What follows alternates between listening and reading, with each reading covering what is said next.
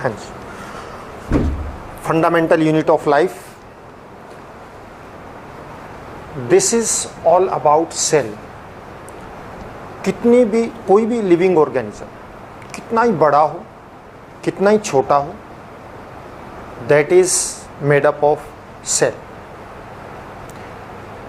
There may be organism of single cell and there may be organism of trillions of cell. कि कोई भी organism जो है जिसमें लाइफ है, that is made up of cell. वो सेल से ही बना है।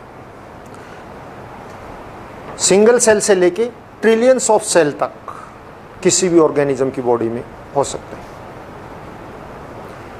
वन मोर थिंग, सेल्स जो हैं डिफरेंट फंक्शन के लिए डिफरेंट टाइप की शेप के, स्ट्रक्चर के, साइज के हो सकते हैं, but cell size do not depend upon the size of the body of organism. Organism की बॉडी के साइज पे सेल का साइज डिपेंड नहीं करता है। If organism is big then the number of cell are more. जैसे हम पहले छोटे थे, बॉडी साइज छोटा था, it means cell were not small. Cell तो ऐसे ही थे, इतने ही थे जो उस टाइम पे at the time of birth जो हमारे बॉडी के सेल का साइज था, आज भी वही है, except nerve cell. Nerve cell को छोड़ दें, size is same rest of cell. अब हम बड़े हो गए, बॉडी के अंदर जो सेल का साइज सेम है, but number of cell increase हो गए। नंबर ऑफ सेल इंक्रीज हो गए, दैट्स वाई ग्रोथ हो गई, साइज बढ़ गया। Our chapter is related to the cell, fundamental unit of life. Different type के सेल्स शो किए गए हैं आपको। These all are the cell, amoeba है, पैरामीशियम है, आरबीसी सेल इस शेप के होते हैं। दिस इज कुछ नॉन है, onion peel cell, bacteria, egg, थोड़ा विजिबिलिटी कम। एक्चुअली सेल जो है that is a like a compartment. एक कंपार्टमेंट की तरह से, एक लिटिल रूम की तरह से होता है। This come from Latin word. Cell जो है लैटिन वर्ड है। इंट्रोडक्शन में आप जानबूझ के मैंने आपको थोड़ा सा बताने के लिए कि that is this word come from Latin and cell means a small room, small compartment.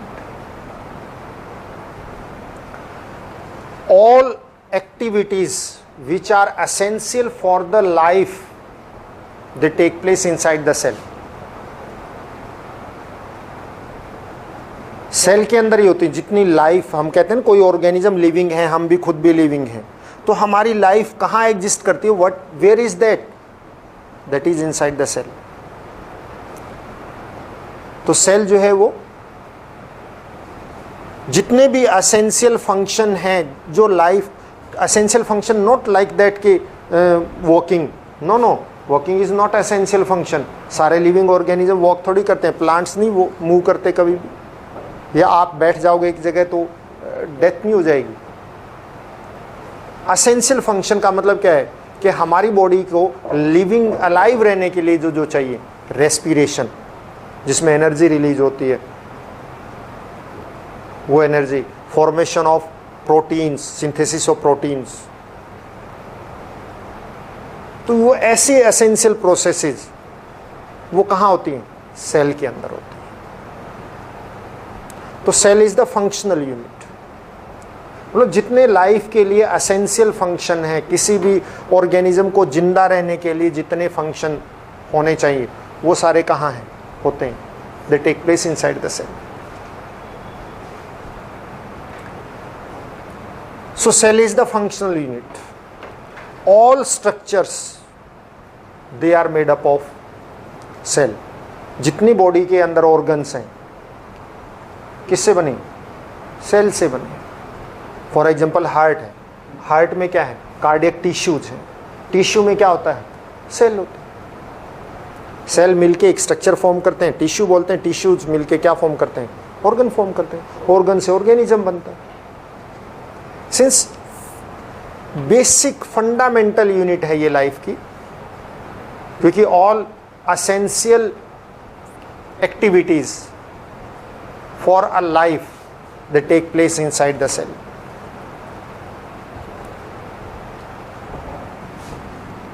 इसी तरह ऑल स्ट्रक्चर, जितने भी स्ट्रक्चर होते हैं बॉडी के अंदर, जितने भी ऑर्गन्स हैं, they are made from cell और cell product. So cell is the structural unit also. हम दोबारा करेंगे इसी क्वेश्चन को। और इसी तरह से सेल बायोलॉजी यानी कि सेल की स्टडी करना, उसके फंक्शन की स्टडी करना, that is the cell biology. सबसे पहले सेल की जो डिस्कवरी रॉबर्ट हुक ने की थी 1665 में। First of all, first cell that was discovered by Robert Hooke, Robert Hooke in 1665। कौन से सेल देखे थे उसने? Dead cell of cork, plant cork, जो बार्क होती है प्लांट की बार्क, जो उसकी, उसको कॉर्क बोलते हैं, उस कॉर्क में जो सेल है दे आर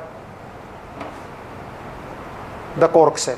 जो ये आपको स्ट्रक्चर दिखा रखी that is cork cell. That's why ये इरेगुलर टाइप के सारे, कहीं से रेप्चर्ड है, जैसे ये टूटा हुआ है यहाँ से यहाँ रेप्चर्ड कॉर्क सेल जो है वो डेड होते हैं और रेप्चर्ड भी होते हैं, तो रेप्चर्ड सेल भी इसके अंदर है।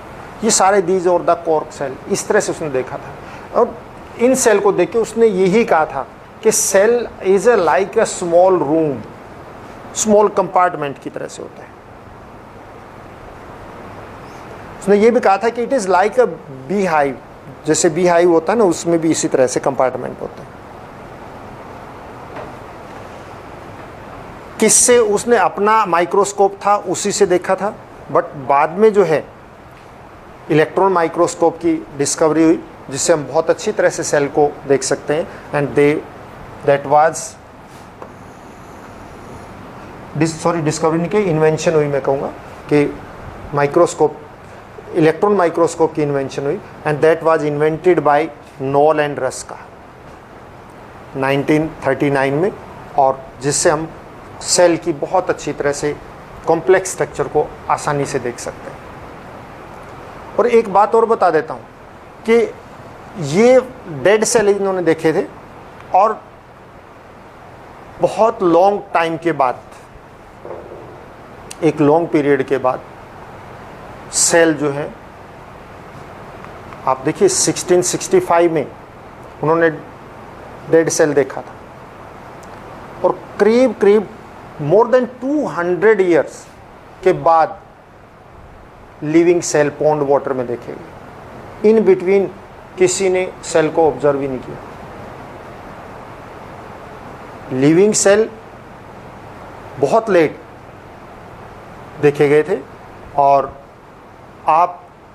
मतलब करीब 200, ये देखिए ल्यूनहक वाज फर्स्ट ऑब्जर्व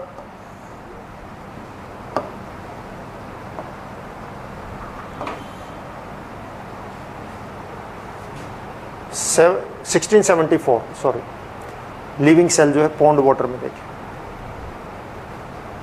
उन्हें 1665 में देखे थे ना, हाँ, मतलब ज़्यादा टाइम नहीं हुआ, ठीक है, इतना फिर भी it is too long time. इतने सालों तक जब एक बार एक चीज़ की डिस्कवरी होगी तो इतने साल तक सिर्फ उसी डेड सेल पे बात चलती रही। लिविंग सेल पॉन्ड वाटर में ल्यूनहॉक ने देखे थे। ल्यूनहॉक का नेम तो आपने बहुत अच्छी तरह से सुना होगा। नाउ द आफ्टर, हाँ, ये चीज़ थी कि करीब 200 ईयर के बाद, मतलब सेल को ऑब्जर्व कर लिया, but study of the cell, structure of the cell, that was continue for approximately 200 years. और उसके बाद जाकर कहीं पे कोई उसके स्ट्रक्चर का हमें पता लगा। 1674 में लिविंग सेल को देख लिया, ऑब्जर्व कर लिया पॉन्ड वाटर में, but what is inside the cell could not be explain. आप देखिए फर्स्ट टाइम 1831 में रॉबर्ट ब्राउन ही डिस्कवर्ड न्यूक्लियस। इसका मतलब इतने अप्रोक्सीमेटली इतने 150 मोर देन 150 ईयर से 160 के करीब इतने ईयर तक कॉन्टिन्यूअस स्टडी चलती रही, बट सेल के बारे में ज़्यादा पता डिस्कवरीज नहीं हो पाई। 1831 में जाके रॉबर्ट ब्राउन ही observed a small structure inside the cell and that was named as nucleus. तो who discovered nucleus? Robert Brown in 1831। ये आपने ईयर भी लर्न करना है। J.E. Purkinje in 1839 that used the term protoplasm। J.E. Purkinje ने सबसे पहले जो है प्रोटोप्लाज्म ये टर्म यूज की थी।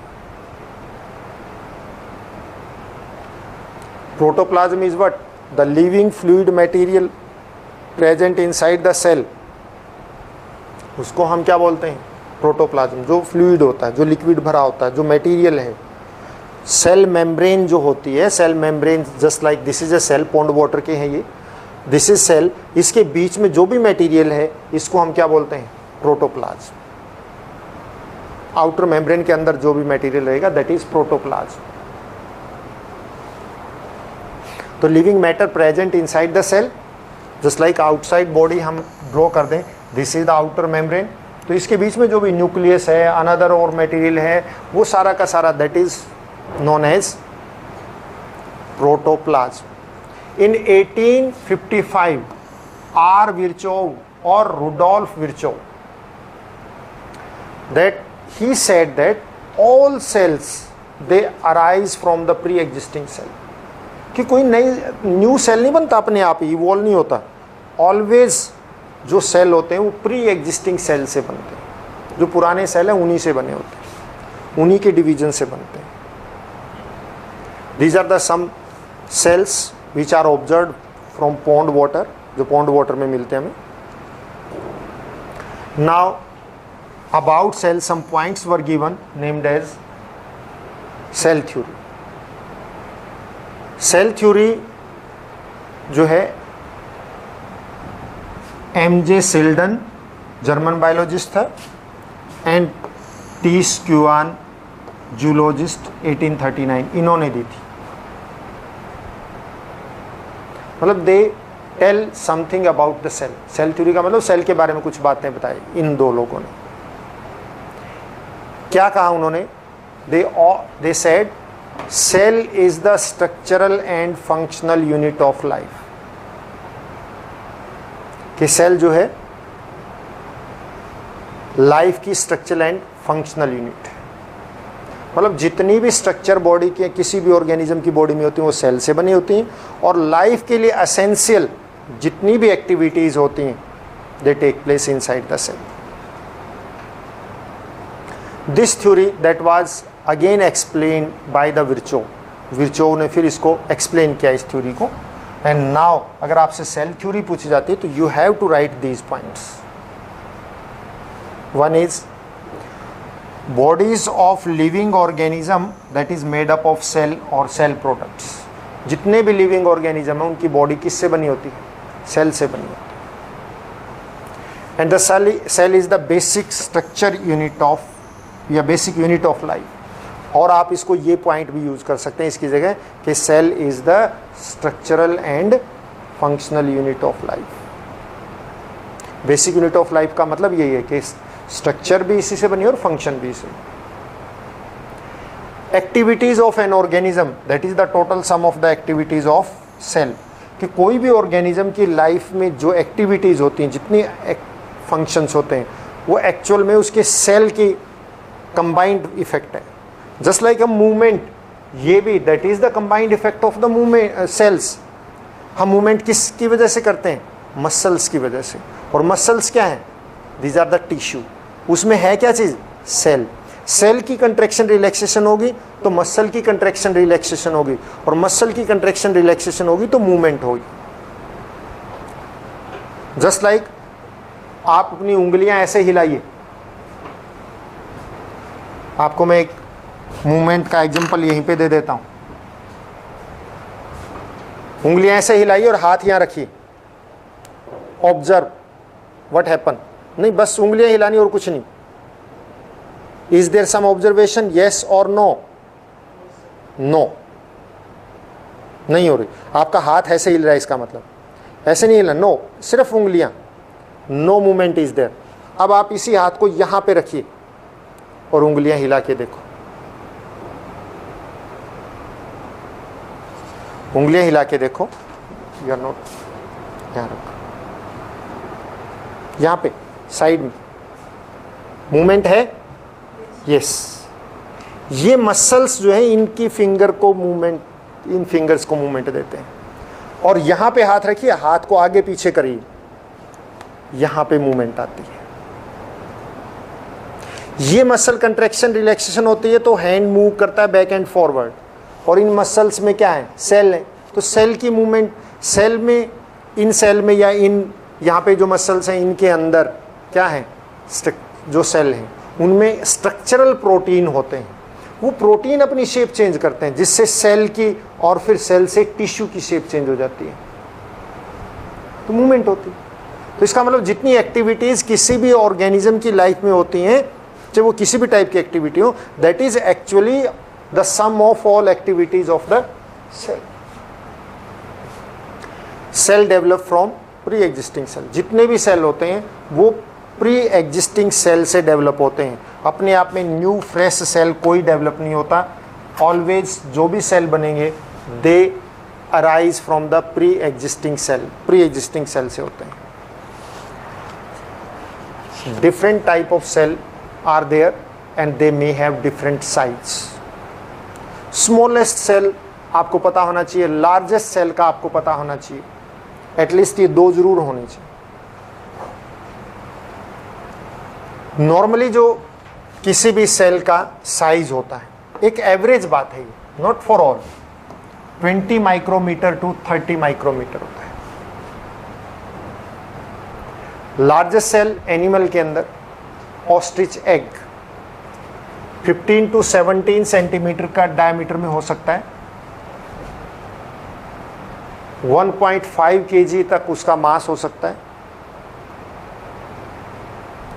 लार्जेस्ट एनिमल सेल है। In plant Acetabularia 6 centimetre to 10 centimetre long largest है। लार्जेस्ट एंड लॉन्गेस्ट डिफरेंट होते हैं बेटा। लार्जेस्ट का मतलब टोटल उसका वॉल्यूम जो है, मास जो है वो ज़्यादा होगा। लॉन्गेस्ट तो एक लॉन्ग थ्रेड की तरह से हो सकता है। In our body longest cell जो है वो नर्व सेल होता है, जो हमारी लेग में होता है, यहाँ से लेके यहाँ तक 1 मीटर तक लॉन्ग होता है।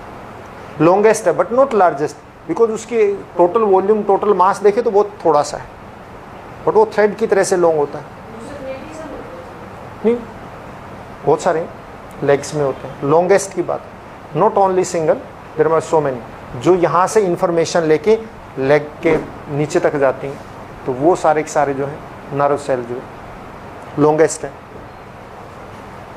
In plant cell hemp fibre,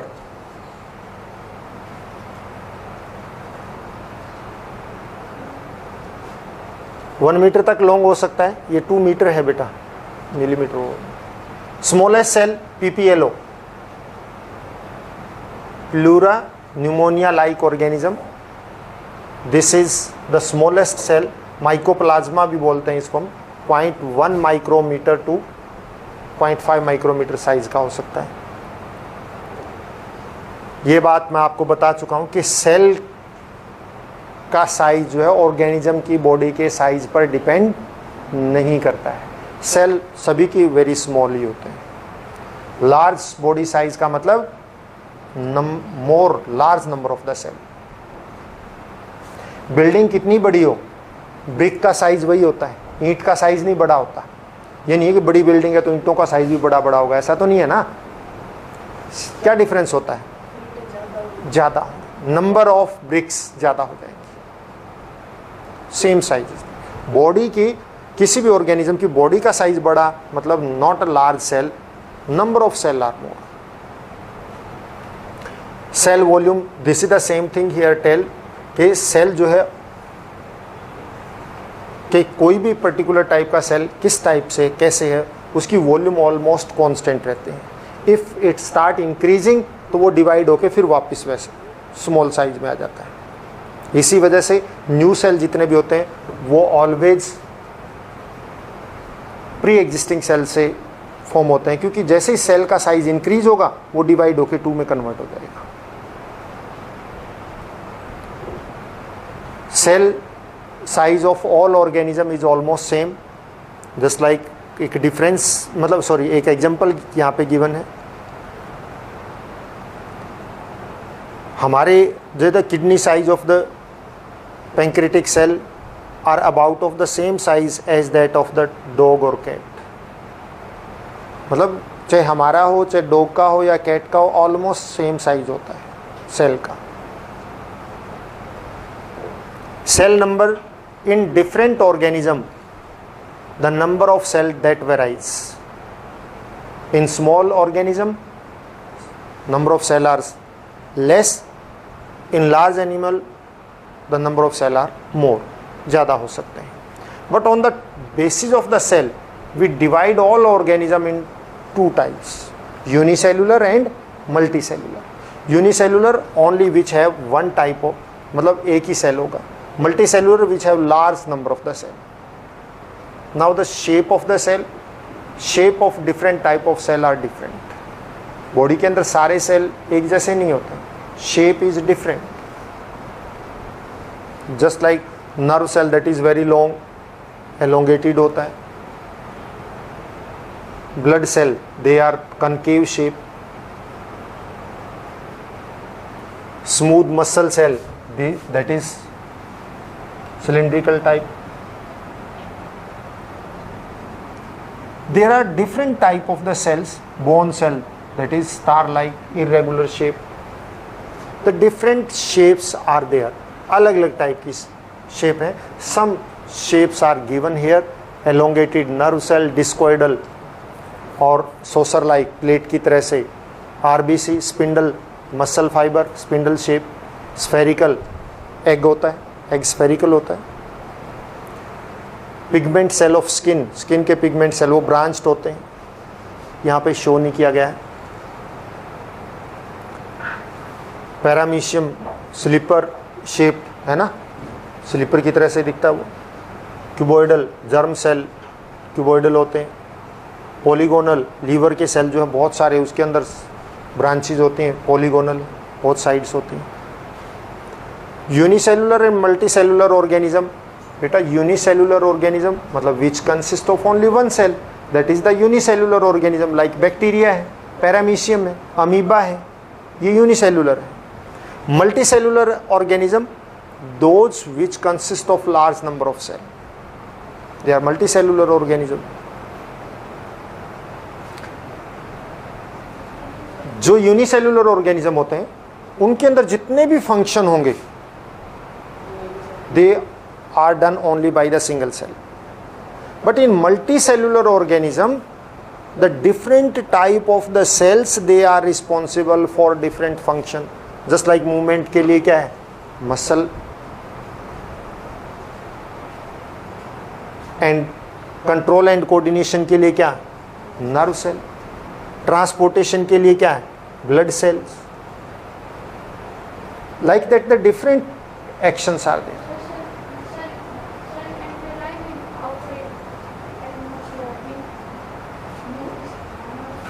No, only unicellular organism, that is a single cell also, they can exist freely alone.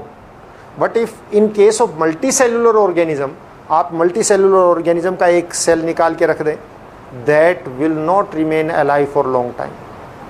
क्योंकि बहुत सारी उसके अंदर क्या हो जाएगा, डिहाइड्रेशन हो जाएगी उसी टाइम, और उसकी फूड की ट्रांसपोर्टेशन वो अपने आप में ले सकता है क्योंकि उसकी एक्टिविटी बनी हुई है. जस्ट लाइक यहाँ पे आपको बता दिया कि ब्लड सेल है, they are responsible for transportation of oxygen. Fat cell are not responsible for transportation of oxygen, लेकिन ऑक्सीजन इसको भी चाहिए, इसको भी चाहिए। All cell require oxygen, but सारे सेल ट्रांसपोर्ट नहीं कर सकते।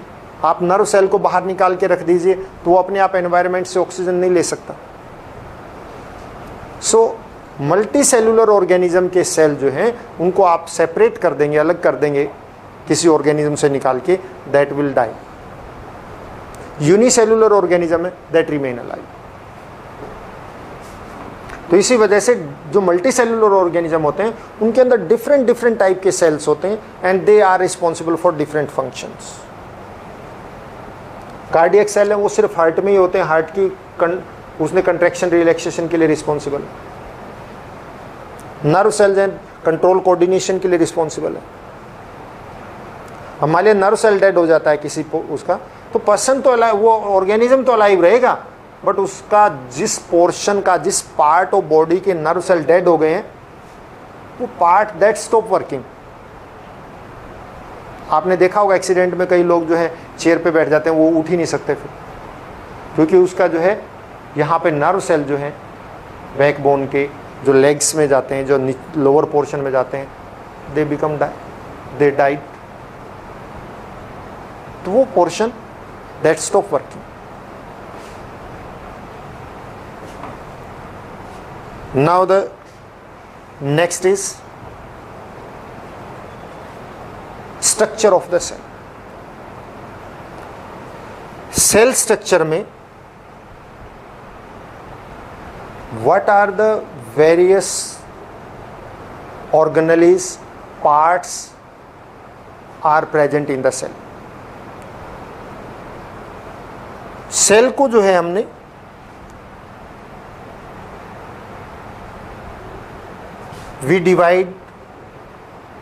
we classify the cell on basis of their structure. Actually cell के अंदर 2 बेसिक हम स्ट्रक्चर वो करते हैं, क्लासिफाई करते हैं। वन इज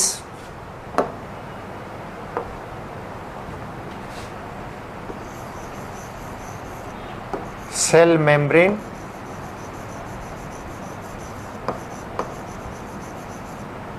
और सेल वॉल।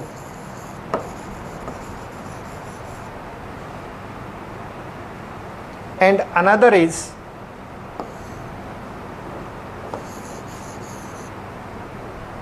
आप ये कहिए कि प्रोटोप्लाज्मिक बॉडी, यानी कि सेल मेम्ब्रेन और उसके अंदर का जो मटेरियल है, आप प्रोटोप्लाज्म वर्ड यूज कीजिए।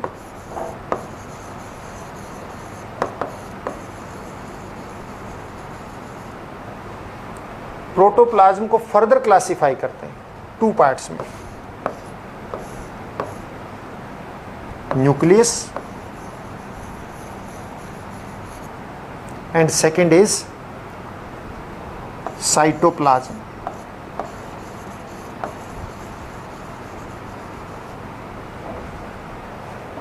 ये क्लासिफिकेशन करते हैं।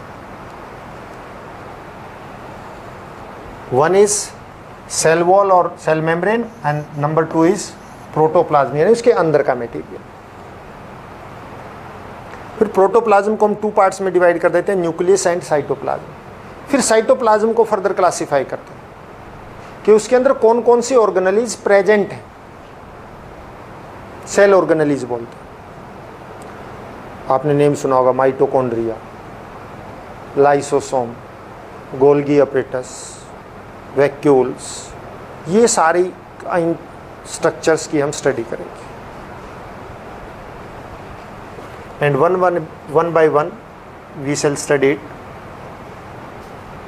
सबसे पहले है प्लाज्मा मेम्ब्रेन और सेल मेम्ब्रेन।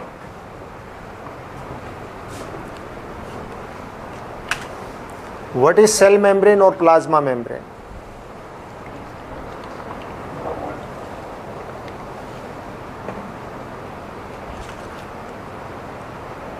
सेल मेम्ब्रेन और plasma membrane, that is present in all type of cell. इसके बाद हम प्रोकैरियोटिक एंड यूकैरियोटिक, ये 2 वर्ड आए हुए हैं, इनको हम इसके बाद करेंगे after this. Prokaryotic and eukaryotic.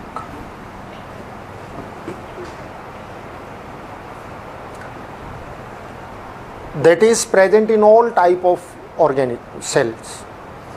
कोई भी सेल जो एग्जिस्ट करता है that consist of cell membrane. Cell membrane जरूर होती है. विदाउट सेल मेम्ब्रेन कोई सेल नहीं, चाहे वो किसी भी टाइप का cell. That separate, it is a thin delicate living a very thin layer which separate the cell from outer environment. जो सेल को उसके आउटर एनवायरनमेंट से सेपरेट करता है.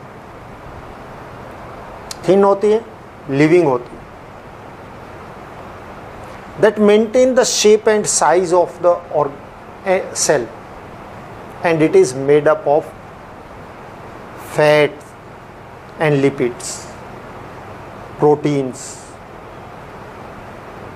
तो ये जो है लिपिड्स की बनी होती है, यानी कि एक तरह के फैट्स मॉलिक्यूल से बनी होती है, प्रोटीन्स की बनी होती है. And it is double layered membrane, bilayer या डबल लेयर बोलते हैं इसको, present inside on the cell. कि सेल के अंदर जो है मेम्ब्रेन, प्लाज्मा मेम्ब्रेन जो है that is present in all type of the cell. Cell membrane, plasma membrane दोनों ही वर्ड यूज़ करते हैं इसको. सब टाइप के सेल में प्रेजेंट होते हैं और ये जो है आउटर एनवायरनमेंट से सेल को सेपरेट करते हैं. Very thin, very delicate, elastic, flexible होती है, यानी कि लिविंग होती है. And it is of different type, may be semi permeable, selectively permeable, different type की होती है. And this membrane that allows all essential substances to enter inside the cell. जितने essential substances होते हैं उन सब को ये अंदर एंटर करवाती है.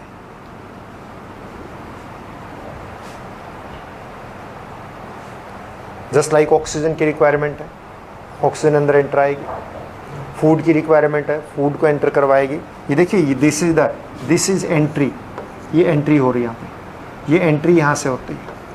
ये प्रोटीन्स के मॉलिक्यूल है, प्रोटीन मॉलिक्यूल. और ये प्रोटीन जो है these catch the required substances जिनकी ज़रूरत होती है and allow them to move. और ये देखिए यहाँ से दैट इज़ क्लोज्ड, जब जिसकी रिक्वायरमेंट होती है इट ओपन्स, कैच करेगी, अंदर आ जाएगा और फिर दूसरी साइड से ओपन होके that enter into the cell. कैसे? ऑल टाइप ऑफ सेल, चाहे सिंगल हो या मतलब मल्टी सेलुलर ऑर्गेनिज्म का, सभी में इसी तरह से होता है. It is, this is the cell membrane, it is structure is shown. इसके अंदर क्या है? These are the proteins and these are phospholipids. Proteins help in transportation, protein help करते हैं transportation. Not in your syllabus but मैं आपको बता रहा हूँ कि प्रोटीन्स जो है वो हेल्प करते हैं ट्रांसपोर्टेशन में. आपने ये सेल की मेम्ब्रेन की स्ट्रक्चर है, इसके अंदर क्या है? प्रोटीन्स. एंड आपको बताया ना कि that is made up of, plasma membrane is made up of phospholipid molecule, and यानी एक तरह के फैट मॉलिक्यूल होते हैं, एंड प्रोटीन्स की बनी होती है. एंड दिस प्रोटीन्स मूवमेंट में हेल्प करते हैं. जस्ट लाइक ये क्लोज्ड है, जब इनको रिक्वायरमेंट है तो ये ओपन हो जाएगा, इसको कैच करेगा and then release inside the cell. इसी तरह से अंदर से जो बाहर निकालने, उन्हीं को इसी तरह कैच करके बाहर निकाल देते हैं. ट्रांसपोर्टेशन में हेल्प करते हैं.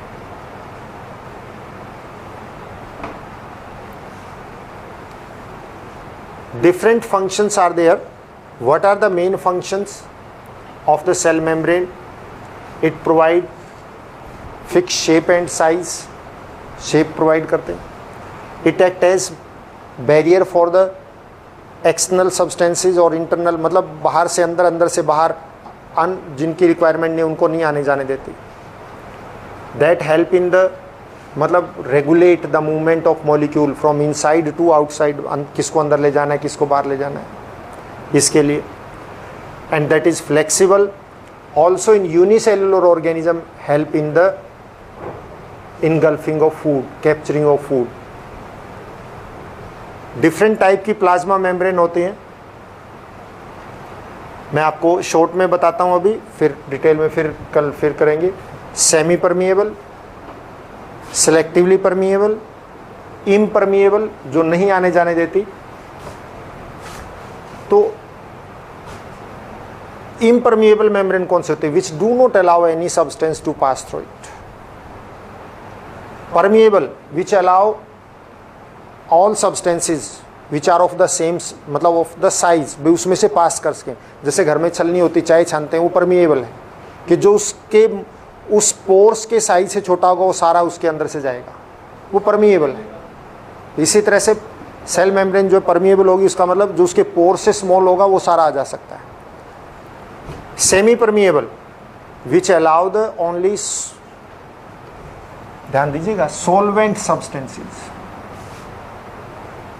ठीक है ना, जो सोलवेंट हैं उन्हीं को, जो लिक्विड हैं उन्हीं को आने जाने देते हैं. Selectively permeable, solvent as well as some solid substances which are required inside the cell, उनको आने जाने देते हैं. ये डिफरेंट टाइप के हैं. And that's all for today.